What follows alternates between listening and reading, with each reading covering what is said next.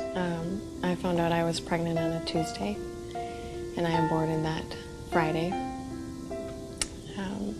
It's very much just rushed panic mode.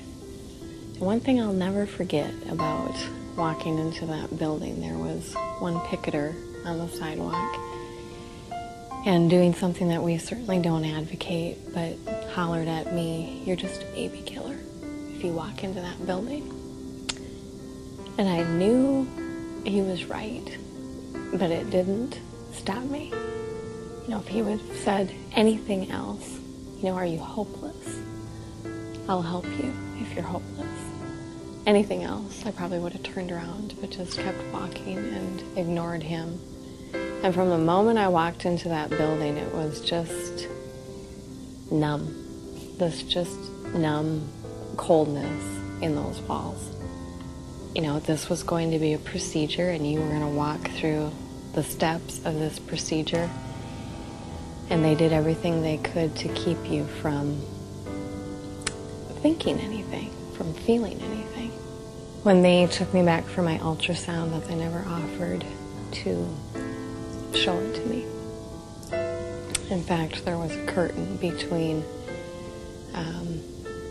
her. She reached, around behind the curtain to do the ultrasound, and then drew the curtain, as she looked at those images that were taken. They didn't care what your reason was or why you were there. The doctor came in and she briefly introduced herself and began. And when she was done,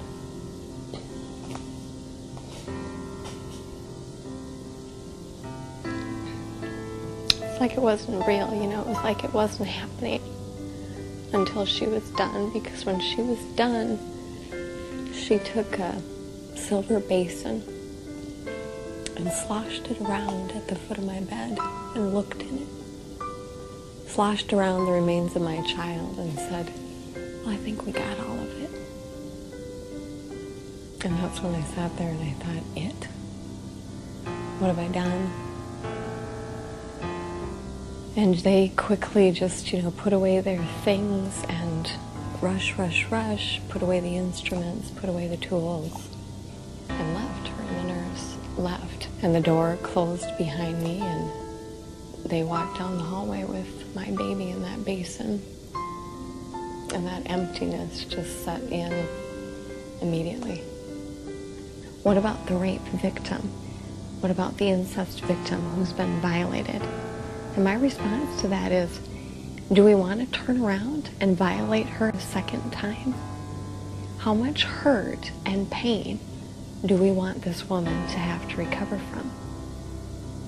Because that's where we place her when we advise or we counsel her to exercise her right to abort that baby.